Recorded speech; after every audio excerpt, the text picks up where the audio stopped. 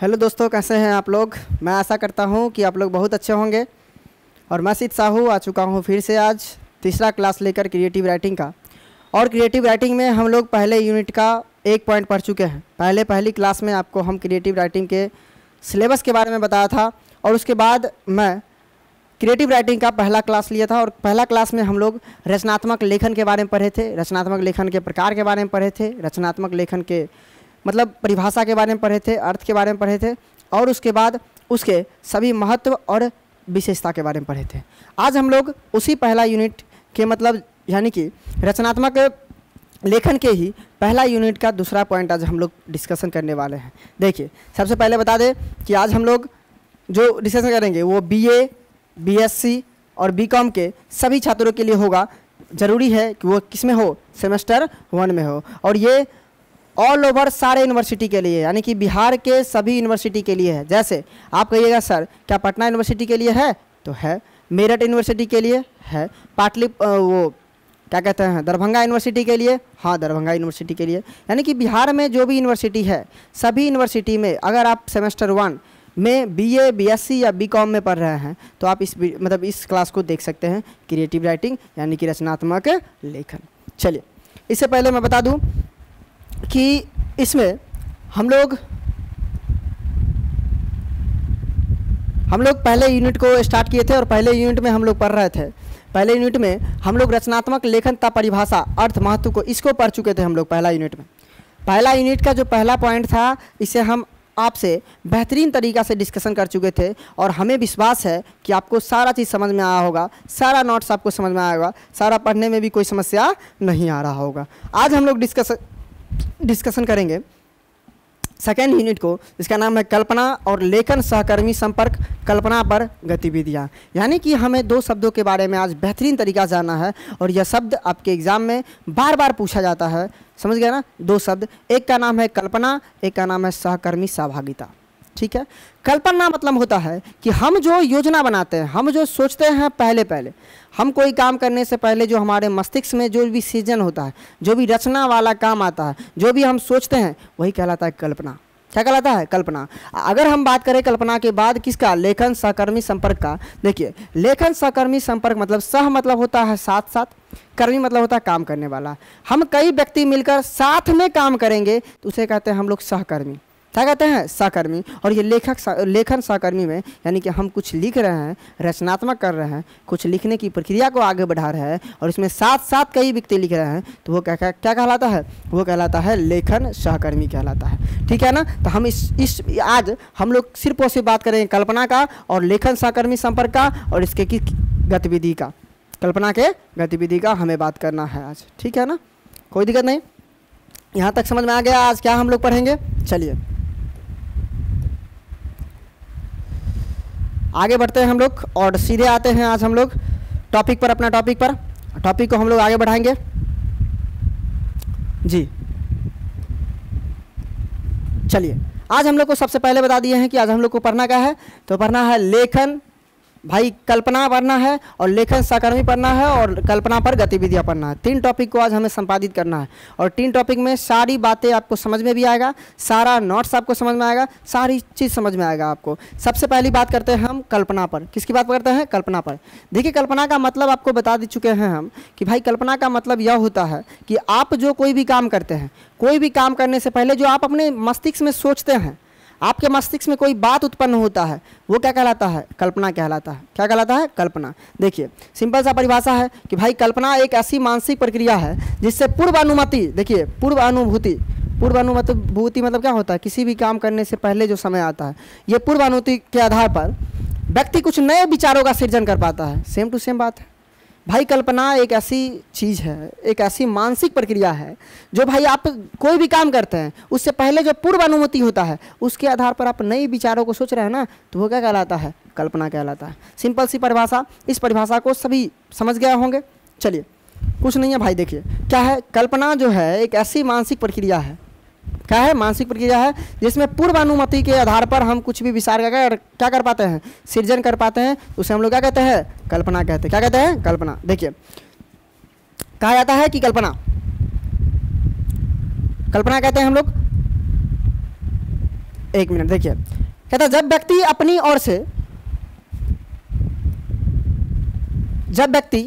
ओर से किसी नए विचार की रचना करता है तो इस प्रकार की कल्पना को सृजनात्मकता कहते हैं। यानी कि अपने विचार से जब व्यक्ति अपने सोच से, अपने विचार से कुछ भी सोचता है, कल्पना करता है, तो उसे हम लोग सृजनात्मकता कहते हैं, यानी कि रचनात्मकता कल्पना कहते हैं।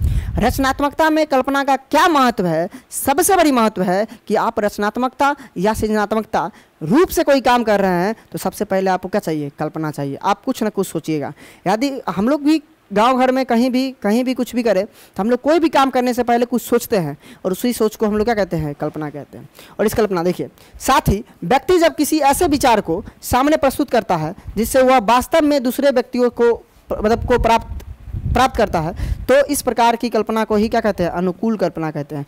अनुकूल कल्पना मतलब होता है ऐसी कल्पना तो आप कर लिए, सृजनात्मकता वाला कल्पना भी कर लिए, लेकिन जब यह कल्पना आप हमें बताइएगा, हम कल्पना कर लिए, हम आपको बता रहे हैं, आप हमको बता रहे हैं, या कोई हमको बता रहा है या हम किसी और को बता रहे हैं, तो वो क्या कहलाएगा? अनुकूल कल्पना कहलाएगा। और हम सोच लिए, हम किसी को बताए नहीं, तो ये अनुकूल कल्पना नहीं होगी। और कल्पना का सबसे अच्छा व्यवहार क्या है? अनुकूल कल्पना है।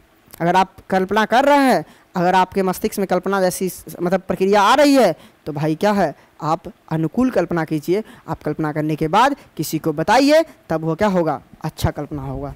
समझ रहे हैं ना? कोई दिक्कत नहीं? चलिए आगे देखिए, ध्यान से समझिएगा, ध्यान से देखिए। कहता कल्पना लेखन की कुंजी है। भाई सही बात है। हम लिख दिए, देखो हम कुछ भी लिखे, हम लिख दिए अगर कविता लिखने से पहले हमारे दिमाग में ज़रूर आया होगा, क्या आया होगा? कविता आया होगा। यानी कि हम कुछ भी लिखेंगे, हम कुछ भी सृजनात्मकता की या रचनात्मकता के आधार पर कुछ भी करेंगे तो उसे करने से पहले हमारे दिमाग में क्या आना चाहिए? कल्पना आना चाहिए। क्या आना चाहिए? कल्पना। और आपको पहले पता है कल्पना एक मानसिक प्रक्रिया है, और कल्पना जब आएगा तो कल्पना आने के बाद हम सृजन या लेखन या जो मतलब लेखन बहुत अच्छा से कर पाएंगे। इसीलिए कहा जाता है कि कल्पना लेखन का कुंजी है। किसका कुंजी है? लेखन का। आपके पास अगर कल्पना नहीं है तो आप लेखन को अच्छा नहीं बना सकते हैं, सिंपल सी बात है। अच्छा, यह वह इंजन है जो रचनात्मकता को आगे बढ़ाता है। सही बात है, बिल्कुल सही बात है भाई। जब कुंजी है तो भाई उसे खोलेगा भी, उसे संपादित भी करेगा, और भाई वो इंजन है जो कल्पना वह इंजन है जो रचनात्मकता या सृजनात्मकता को, क्रिएटिव को, लेखन को आगे बढ़ाता है, उसे एकदम बेहतरीन करता है। अगर कल्पना आपके पास नहीं है, आप अगर रचनात्मकता या सृजनात्मकता क्रिएटिव राइटिंग लिख रहे हैं तो आपका कोई भी क्रिएटिव राइटिंग अच्छा नहीं होगा, क्योंकि आप उसके बारे में कुछ सोच भी नहीं किए हैं, आप उसके बारे में सोच के लिखे ही नहीं हैं। समझ रहे हैं ना? हाँ चलिए, कहता है कल्पना लेखन के लिए ही हम सभी के लिए लाभदायक है। यानी कि कल्पना लेखन जो है हमारे लिए सब कुछ लाभदायक है। जब हमारे पास कल्पना होगी, हम कल्पना के आधार पर लेखन करेंगे, और जब लेखन करेंगे तो हमारे लिए एकदम लाभदायक होगा, 100% लाभदायक। समझिए ना? कोई दिक्कत नहीं ना? देखिए, कल्पना तब और मजबूत हो जाता है जब इसका प्रयोग पुनः निर्माण के लिए करते हैं। सही बात है। जब हम कुछ भी लिख लिए और हम चाह रहे हैं कि वो गलत है, हम फिर से लिखेंगे और फिर से सोच के लिख रहे हैं, तो वो 100% सही होने की संभावना हो जाती है। यानी कि हम लेखन कर रहे हैं और उसमें हमारी कुछ गलतियां हो गई, तो हम पहले सोचेंगे, हम पहले कल्पना करेंगे कि क्यों गलती हुआ, क्या होना चाहिए यहाँ पर। तो वो कल्पना के आधार पर जब हम लोग दोबारा किसी को सही करने के लिए करते हैं तो वो क्या हो जाता है? सही हो जाता है। यानी कि पुनर्निर्माण के लिए हम लोग जब भी कल्पना का प्रयोग करेंगे तो बेहतरीन मजबूत हो जाता है, पूरा मजबूत हो जाता है वो कल्पना, और तब वो कल्पना का रूप ले लेता है। समझ गया ना? समझ में आ रहा है आपको? चलिए अब हम लोग पढ़ेंगे कल्पना की गतिविधियों का महत्व। उससे पहले आपको बता दें कि आप क्या क्या समझे हैं। आप बस ध्यान से, आपको बस इतना बात समझाया ये है कि कल्पना लेखन, क्या समझाया है? कल्पना लेखन। आपको बता दिए थे कि हम लोग यूनिट फर्स्ट का सेकेंड टॉपिक पढ़ रहे हैं, और सेकेंड टॉपिक में हमें दो ही चीज़ पढ़ना है। एक पढ़ना है कल्पना लेखन, एक पढ़ना है सहकर्मी सहभागिता। जिसमें कल्पना लेखन को हम लोग अभी पढ़ लिए कि भाई ये ऐसा मानसिक प्रक्रिया होता है जिससे क्या होता है? अनुभूति के आधार पर हम कोई भी नया विचार को सोचते हैं। ये कल्पना तभी जब ये कल्पना जब नया विचार को सोचता है तो वो सृजनात्मकता कहलाता है। समझ गए ना। और जब इसे किसी आदमी के सामने प्रस्तुत किया जाता है तो ये क्या कहलाता है, अनुकूल कल्पना कहलाता है। क्या कहलाता है, अनुकूल कल्पना कहलाता है। और आपको पता है कल्पना का लेखन क्या है, कुंजी है और इंजन भी है जो कल्पना को काफ़ी आगे बढ़ाता है। और ये तब लाभदायक और बन जाता है जब इसका हम पुनर्निर्माण में प्रयोग करते हैं। कैसे प्रयोग करते हैं, पुनर्निर्माण में। समझ में आ गया होगा आपको कल्पना का एक छोटा सा परिभाषा या कल्पना का एक छोटी सी समझ आपको समझ में आ जाना चाहिए। अब हम लोग बढ़ते हैं गतिविधियों के महत्व और एक एक करके बेहतरीन तरीक़ा से पढ़ेंगे हम लोग कि जो कल्पना है उसके गतिविधि का क्या महत्व है।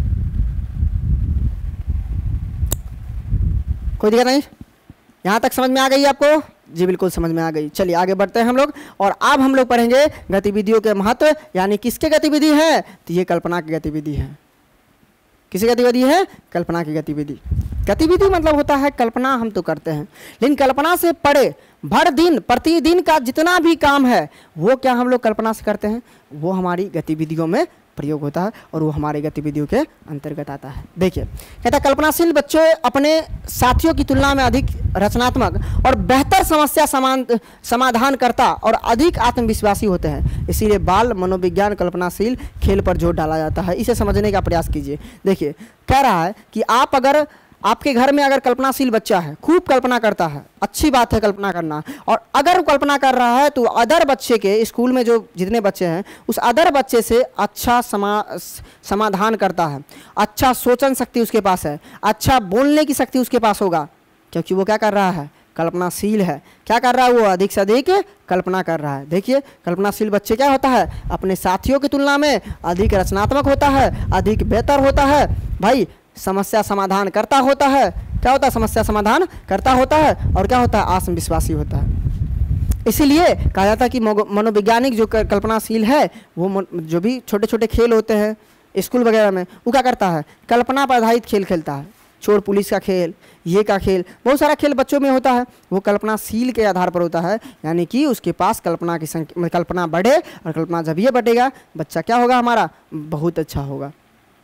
समझ गया ना, कोई दिक्कत नहीं? नहीं। पहली ये महत्व थी कल्पनाशील का, समझ रहे ना, ये पहला महत्व था कल्पनाशील का। अब हम लोग दूसरा महत्व पर ध्यान देते हैं, ध्यान से समझिएगा। देखिए कहता आधुनिक दुनिया का टेलीविज़न, वीडियो गेम और उच्च स्तरीय गतिविधियों पर ध्यान कल्पना को प्रोत्साहित करने के बजाय उसे दबा रही है। सही बात है। हम अगर घर में बैठे हैं, सपोज कीजिए कि आप घर में कुछ नहीं कर रहे हैं, बेफिक्र बैठे हुए हैं, तो अपनी मम्मी से बात कीजिएगा, घर में किसी आदमी से बात कीजिएगा। बात करने के बाद आपके पास समय हो तो आप कुछ सोचिएगा। जब आप अकेले रहते हैं तब क्या सोचते हैं, लेकिन अभी क्या है हमारे पास, जब हम लोग अकेले रहते हैं तो हमारे पास फ़ोन होती है, हमारे पास टेलीविज़न होता है, हमारे पास कुछ ना कुछ मतलब टेक्निकल चीज़ होता है जो हम लोग देख के मस्ती वहाँ से कुछ प्राप्त कर लेते हैं और आराम से बिंदास रहते हैं। लेकिन पहले ऐसा नहीं होता था। पहले क्या होता था, पहले हमारे पास कोई भी टेलीविज़न, फ़ोन इत्यादि का कोई साधन नहीं था। और जब ये सब नहीं था तो हम लोग क्या करते थे, नया नया खेल खेलते थे, नई नई बातों को उत्पन्न करते थे, कुछ भर दिन सोचते रहते थे। और वही सोचन शक्ति क्या है, कल्पना है। यानी कि ये यही बता रहा है कि भाई अभी जो टेलीविज़न है, अभी जो हमारे पास फ़ोन है, अभी जो हमारे पास जितने आधुनिक यंत्र है, सभी हमारे कल्पना को क्या कर रहा है, नष्ट कर रहा है, हमारी कल्पना को हटा रहा है। हमारी कल्पना में हटाने में 100% हाथ इसी सब का। और सबसे बड़ा हाथ मानेंगे हम लोग कल्पना को हटाने में तो वो मानेंगे मोबाइल को, क्योंकि मोबाइल ऐसा चीज़ है जो आपको हमेशा खुश रखेगा, लेकिन खुश रखेगा एक ही चीज़ से, आपको हर एक व्यक्ति से क्या करेगा, मोह कर देगा, वहाँ से दूर कर देगा। क्योंकि आप उस मोबाइल से आप अकेले ही खुश रह सकते हैं, आप दूसरे आदमी के साथ नहीं। दूसरे आदमी के साथ इसीलिए खुश रहिएगा क्योंकि आप उसके साथ बात कीजिए, उसके पास मतलब सभी समस्या का साझा कीजिए, तो आप खुश रहिएगा। समझिए ना। हाँ देखिए क्या कहा है, आधुनिक दुनिया का जो टेलीविज़न है, वीडियो गेम है, और ये जो है ये सारा किसको हटा रहा है, कल्पना को घटा रहा है, बढ़ा नहीं रहा है, ये घटा रहा है। यानी कल्पना को कम कर रहा है। बच्चे कल्पनाशील कम हो रहे हैं, बच्चे मोबाइल में सोचते हैं, मोबाइल को ज़्यादा जानने का प्रयास करते हैं और कल्पना को जानने का प्रयास मतलब कल्पनाशील उसमें बढ़ता नहीं है। समझ गया ना, कोई दिक्कत नहीं।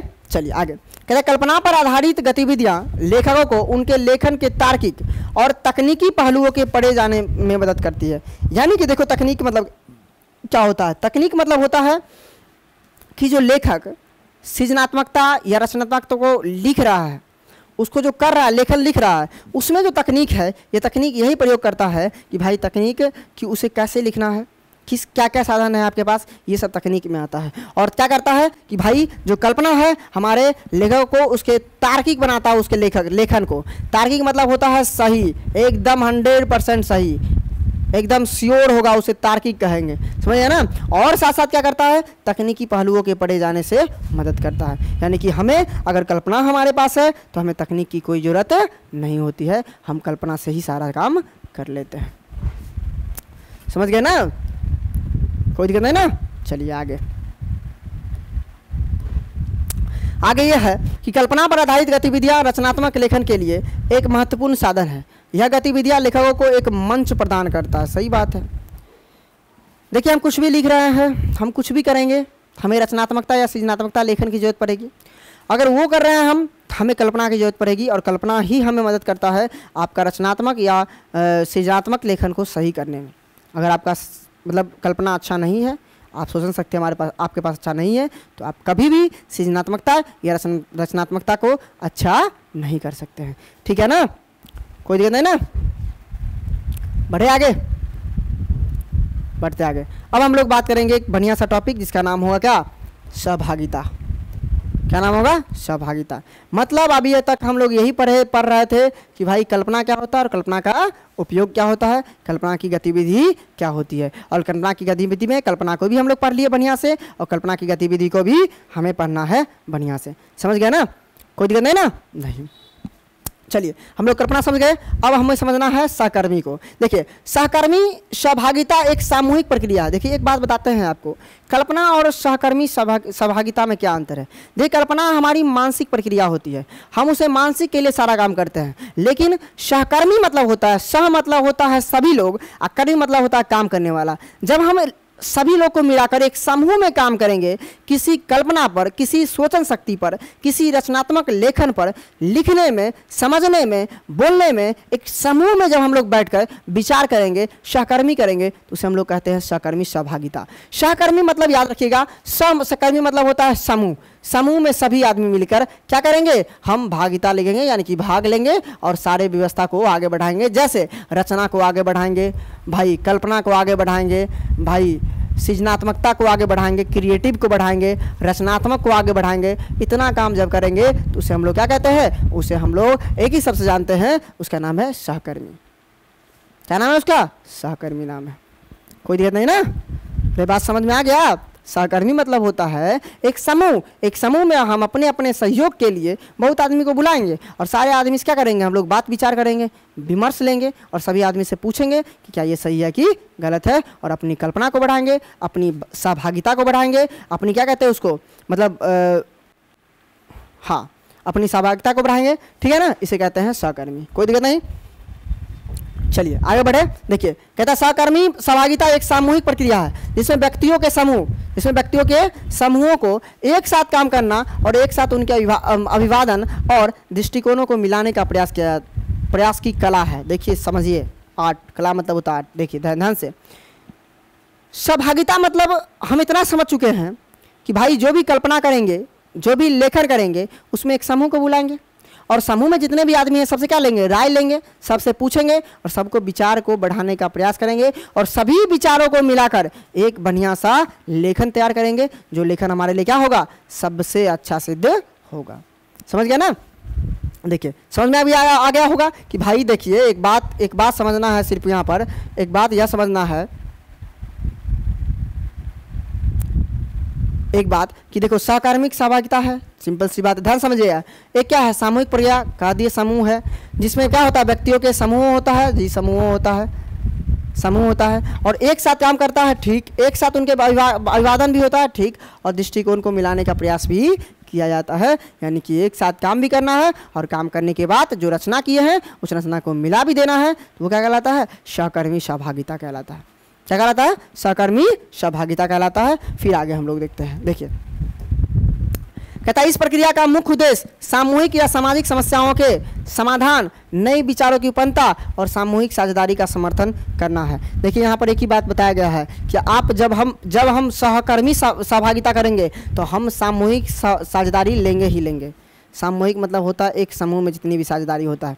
समझ गए ना, कोई दिक्कत नहीं ना?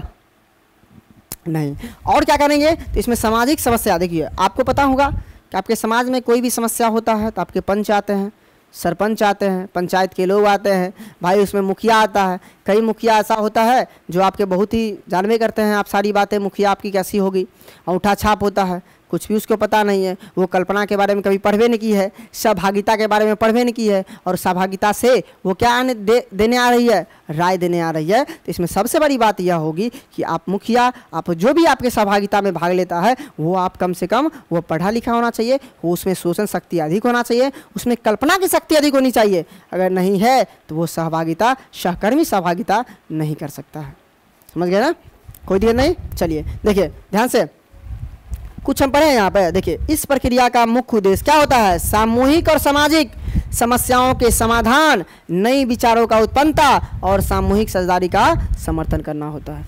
हम लोग सामाजिक में, समाज में रहते हैं, एक सामाजिक व्यक्ति हैं, सामाजिक व्यक्ति होने के कारण समाज के हर एक नियम कानून का पालन करते हैं। जब हम लोग नियम कानून का पालन नहीं करते हैं तो हम पर क्या बैठता है, सरपंच आता है, हमें दंडित करने का प्रयास करता है, और दंडित वह सरपंच जो 5 आदमी बैठ जाता है और 5 आदमी बैठ के हमें दंडित करने का प्रयास करता है, तो वो क्या कहलाता है हमारा, वो कहलाता है सहकर्मी सहभागिता।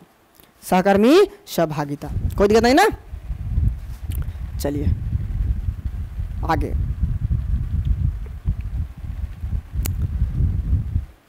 देखिए, सहकर्मी सहभागिता कई विभिन्न परिस्थितियों में पाई जाती है, जा सकती है, जैसे कि साहित्य, कला, विज्ञान, व्यवसाय और समाज के लिए विभिन्न क्षेत्रों में होता है। आप बताइए एक बात, आप तो अभी सेमेस्टर 1 में हैं, कोई आर्ट से होंगे, कोई कॉमर्स से होंगे, कोई साइंस से होंगे, तीनों में क्रिएटिव राइटिंग क्यों दिया गया है? ये आर्ट का भी सब्जेक्ट नहीं है, साइंस का भी नहीं है, कॉमर्स का नहीं भी है, ये तीनों का सब्जेक्ट है। क्यों?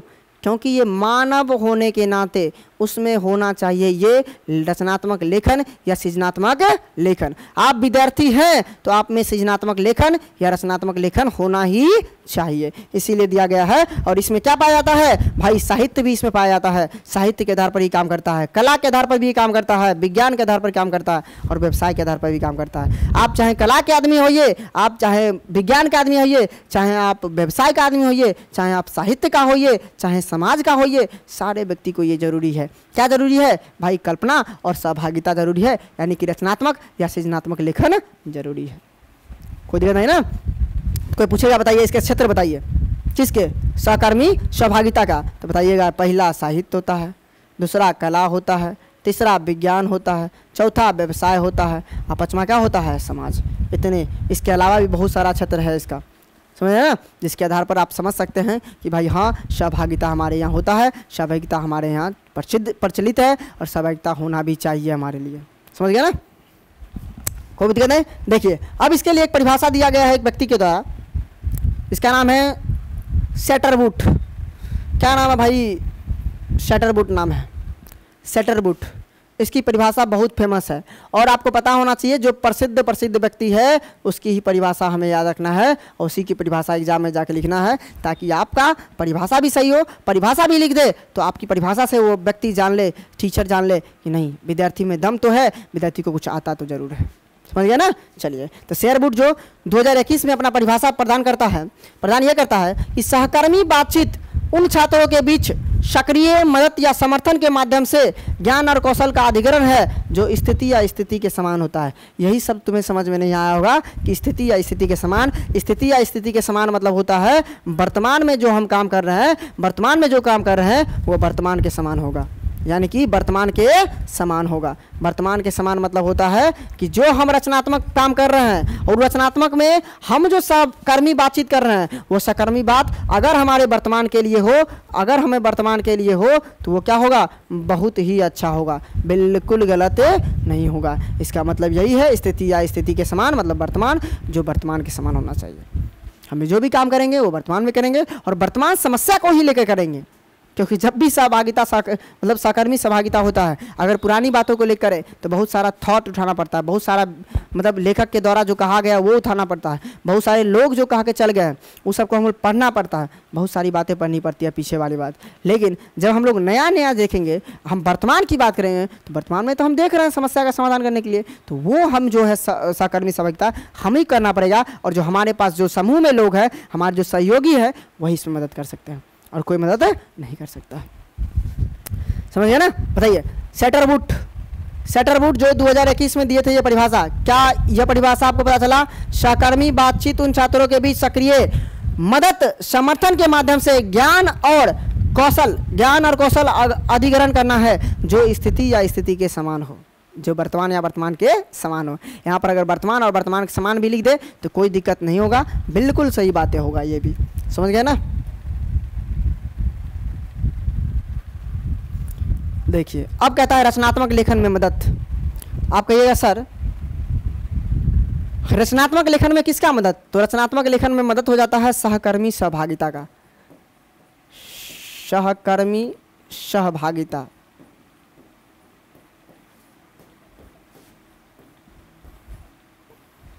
इसमें हमें पढ़ना है रचनात्मक लेखन में किसका मदद पढ़ना है? सहकर्मी सहभागिता का क्या क्या मदद होता है और क्या क्या होता है। देखिए पहला, सहकर्मी सहभागिता लेखन विद्यार्थियों के लेखन की सटीकता पर भी आधारित होता है, सकारात्मक प्रभाव डालता है। जब एक समूह में छात्रों को एकत्रित किया जाता है तो वो अपने विचारों को साझा करते हैं और सटीक और प्रभावी लेखन के विवरण और मौका प्राप्त होता है।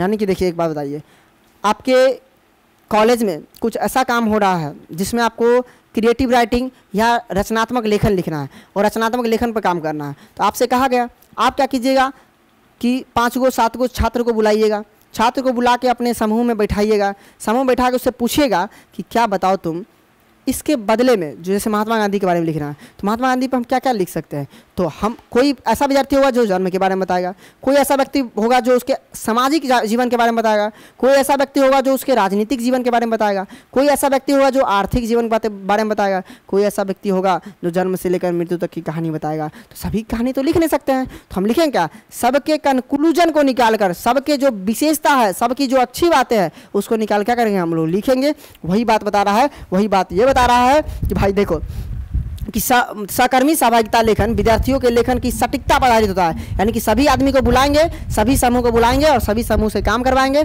और सभी समूह के काम जो भी होगा उसमें जो सटीक होगा, जो प्रभावशाली होगा, जो सही होगा, उस बात को हम लोग क्या करेंगे? विस्तारित करेंगे, यानी कि सकारात्मक प्रभाव डालेगा। ठीक है, जब समूह में छात्रों को एकत्रित किया जाता है तो अपने विचारों का साझा करते हैं। देखो ये बात समझना, विचारों का साझा करते हैं। हम बोलेंगे सर इसका आंसर ये होगा, कोई बोलेगा इसका आंसर बी होगा, कोई बोलेगा इसका आंसर सी होगा। तो भाई आंसर तो इसका कोई एक ही हो सकता है, या आंसर दोनों मिलाकर हो सकता है, या आंसर दोनों हो सकता है। तो ये तो हमें विचार व्यक्त करने के बाद, साझा करने के बाद, सहकर्मी सहभागिता करने के बाद ही पता चलेगा। ऐसा होगा तब ना पता चलेगा हमको कि कौन सही है, क्या गलत है, नहीं होगा, ये सब सारा बात समझे ना। चलिए आगे क्या है कि सहकर्मी सहभागिता के माध्यम से लेखकों के बीच विचारों और विवरणों की तालिका बनती है जो सहयोगी और समृद्ध लेखन का मार्गदर्शन करती है। ये सबसे बड़ी पॉइंट है। सबसे बड़ी पॉइंट यह है कि अभी तो बताया है कि आप अगर लेखक हैं, आप अगर लेखन करना चाहते हैं सहभागिता मतलब सहकर्मी सहभागिता के माध्यम से, तो आप सहकर्मी सहभागिता में सभी समूह को बुलाइएगा, विवरण दीजिएगा कि हमें क्या क्या लिखना है और क्या क्या करना है, उसका विवरण भी पता चलेगा, आपको महत्व पता चलेगा और क्या सही है क्या गलत है सारी बात पता चलेगा। यानी कि आपको सहकर्मी सहभागिता के माध्यम से लेखकों के बीच विचारों और विवरणों का प्रयोग किया जाता है। विचार भी आएगा आपके पास और विवरण भी आएगा कि तालिका बन जाएगी। तालिका जब ये बनेगी तो आपको पता चल जाएगा कि बुआ कौन सही है और कौन गलत है, और आप सही को चुनिएगा, गलत को हटाइएगा। आपका जो लेखन है, आपका जो सहभागिता है बिल्कुल सही होगा। बिल्कुल क्या होगा? सही होगा। इसमें कोई दिक्कत होने वाली बात नहीं है। आगे देखिए, कहता रचनात्मक लेखन में सहकर्मी सहभागिता एक महत्वपूर्ण उपकरण है। उपकरण तो है भाई, जो स्वयं को सीमित नहीं रखता है बल्कि उत्कृष्टता को प्रेरित करता है। और सहकर्मी सहभागिता का अर्थ होता है कि विभिन्न लोगों के बीच एकता और मिलनसार मनोभाव के साथ लेखन कार्य करना। अभी तुरंत बताए हैं भाई, फिर से ध्यान दो कि सहकर्मी मतलब क्या होता है, कई आदमी समूह में मिलकर काम करेंगे, मिलकर काम करेंगे। देखो मिलकर काम करना, मिलनसार मनोभाव के साथ लेखन काम करना, यानी कि हम उस आदमी के साथ लेखन काम करेंगे मिलकर, सभी एक साथ मिलकर, तो उसे हम सहकर्मी सहभागिता कहेंगे। उदाहरण के लिए हम आपको बताएं एक चीज़, देखिए स्कूल कॉलेजों में प्रिंसिपल की नियुक्ति होती है। क्यों होती है प्रिंसिपल की नियुक्ति? क्योंकि कोई भी सलाह प्रिंसिपल लेना चाहते हैं तो अपने सारे टीचर से मिलाएंगे और सारे टीचर को जब सलाह सुन लेंगे, विचार सुन लेंगे, परिणाम निकाल लेंगे वो खुद, और वो खुद इसीलिए होते हैं कि सारे टीचर के कंक्लूजन को, परिणाम को निकालते हैं और फिर उसे लागू करते हैं अपने कॉलेज में, और कॉलेज का उससे क्या होता है, विकास होता है। हम लोग मीटिंग, पंचायत समिति, कोई भी काम अगर सहकर्मी सहभागिता के आधार पर हो रहा है तो वो हमारे अनुसार से क्या होता है, वो लगभग सही होता है।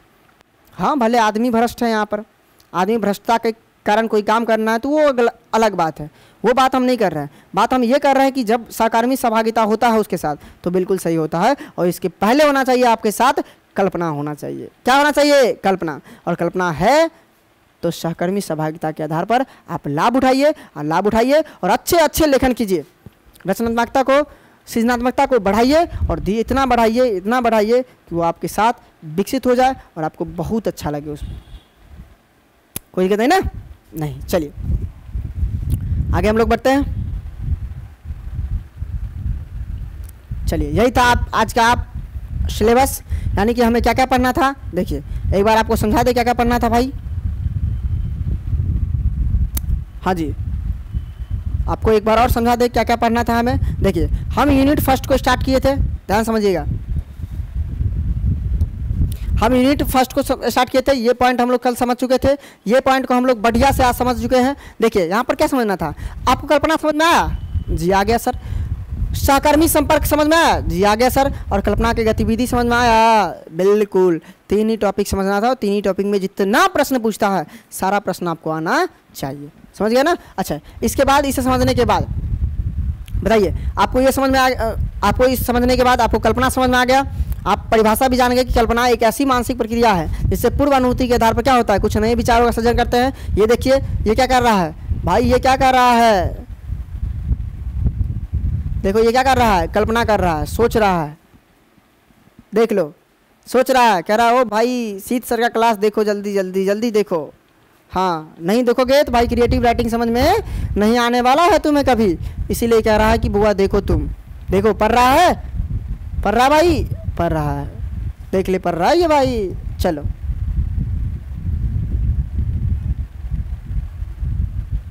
आगे ये सब पढ़ लिए हम लोग। गतिविधि के महत्व को भी ध्यान दे दिए। गतिविधि के महत्व में ये हम लोग पढ़े थे, ये समझने का प्रयास किए थे कि ये गतिविधि क्या होता है या कैसे काम करता है कल्पना। तो कल्पना काम करेगा, आप बच्चे को कल्पना के आधार पर बनाइएगा तो बच्चा आपका बहुत चिंतनशील होगा।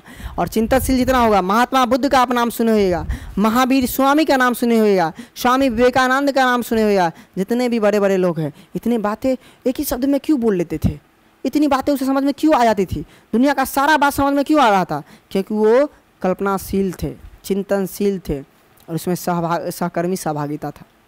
समझ गया ना? ये सब हम लोग पढ़ चुके हैं।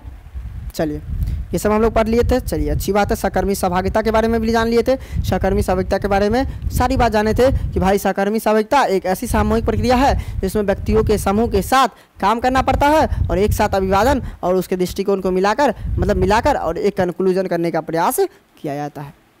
इसे कहते हैं हम लोग सहकर्मी सहभागिता। और इस पढ़ लिए। और एक व्यक्ति का एक व्यक्ति का ये देखिए सेटरवुड का 2021 में जो दिया गया था परिभाषा, ये भी हम लोग पढ़ लिए। और उसमें ये भी देख लिए कि जो रचनात्मक लेखन है उसमें मदद कैसे मिलता है, सहकर्मी सहभागिता का मदद कैसे होता है इसमें। ठीक है। और इसके बाद हम लोग आगे बढ़ रहे थे धीरे धीरे। चलिए देखिए, अगर आपको समझ में आ गया, अगर आप चाहते हैं कि क्रिएटिव राइटिंग के साथ सभी सब्जेक्ट आप अगर BA ऑनलाइन क्लासेस पर आप फ्री आप सभी क्लास करना चाहते हैं सिर्फ इंग्लिश को छोड़कर, तो आप सभी क्लास यहाँ उपलब्ध है मात्र 1800 रुपया में। कितना 1800 रुपया में? 1800 रुपया में। यह जो रुपया है, ये जो 1800 का कोर्स है, ये सभी विषय के लिए है, ऑल सब्जेक्ट के लिए है। परंतु किसे छोड़कर भाई? इंग्लिश को छोड़कर सभी विषय के लिए ये होगा। इंग्लिश को छोड़कर सभी विषयों के लिए है हमारा, मतलब ये ऐप का लोगो है। आप प्ले स्टोर पर डाउनलोड कर सकते हैं या यूट्यूब के कमेंट बॉक्स में दिया हुआ है, इसे डाउनलोड कर सकते हैं। डाउनलोड करने के बाद अगर आप नए हैं तो रजिस्टर कीजिए, अगर आप किए हुए हैं तो लॉगिन कीजिए अपने को और पढ़ने का प्रयास कीजिए। बेहतरीन कंटेंट मिलेगा पूरे बिहार में, बिहार के सभी यूनिवर्सिटी के लिए बेहतरीन कंटेंट। एक ही सब्जेक्ट नहीं, सारा सब्जेक्ट सिर्फ किसको छोड़कर, इंग्लिश को छोड़कर आपको बेहतरीन तरीक़ा से यहाँ पर देखने को मिलेगा। समझिए ना। फिर आप आ जाइए, ये लोगो है हमारा ऐप का, ये ऐप का हमारा लोगो है। ऐसे जाइएगा यहाँ पर कोर्स खरीदिएगा, यहाँ पर फ्री कोर्सेस कुछ दिया जाता है, ठीक है। ये सब हो गया। PDF नोट्स यहाँ मिलता है, ठीक है। इसका देखिए फ़ी कितना है, 1800 रुपया है इसका। ऑफ़र फ़ी है, ऑफ़र फ़ी इसका 1800 रुपया है। ये 2-3 दिन ही मात्र चलेगा, 2-3 दिन के बाद ये 1800 कितना बदल जाएगा, 3500 में बदल जाएगा। कितना बदल जाएगा, 3500 में बदल जाएगा। यदि आप चाहते हैं कि सभी सब्जेक्टों को, इंग्लिश को छोड़कर सभी सब्जेक्टों का बेहतरीन तैयारी करें, तो आप इस ऐप को डाउनलोड कीजिए और यहाँ से क्लास को परचेज कीजिए, ठीक है ना। अगर आपको कोई समस्या हो रही है तो आप इस नंबर पर कांटेक्ट कर सकते हैं, जो हमारा नंबर है 7061 50 45 52। ये हमारा नंबर है, इस नंबर पर आप कांटेक्ट कर सकते हैं और सारी समस्या, सारी जानकारी आप ले सकते हैं यहाँ से। समझ गया ना। और पूरे बिहार में, फिर से बता दें, पूरे बिहार में किसी भी यूनिवर्सिटी से आप हैं, चाहे वो मेरठ यूनिवर्सिटी हो, पाटलिपुत्रा यूनिवर्सिटी हो, दरभंगा यूनिवर्सिटी हो, समझ रहे ना, मुजफ्फरपुर यूनिवर्सिटी हो, किसी भी यूनिवर्सिटी में का आप बेहतरीन तरीक़ा से, आप बहुत अच्छा नंबर लाना चाहते हैं, आप बहुत अच्छा जानना चाहते हैं इस सब्जेक्ट के बारे में, तो भाई यहाँ से आप इस ऐप को डाउनलोड कीजिए और यहाँ से क्लास परचेज कीजिए। ऑफ़र फ़ी अभी चल रहा है 1800 का, जल्द ही ये ऑफ़र फ़ी 2-3 दिन में ही 3500 में बदल जाएगा। फिर आपको क्लास कितना में लेना पड़ेगा, 3500 में लेना पड़ेगा। अगर आपको कोई समस्या है तो आप इस नंबर पर कॉल कर सकते हैं, 7061 50 45 52, ठीक।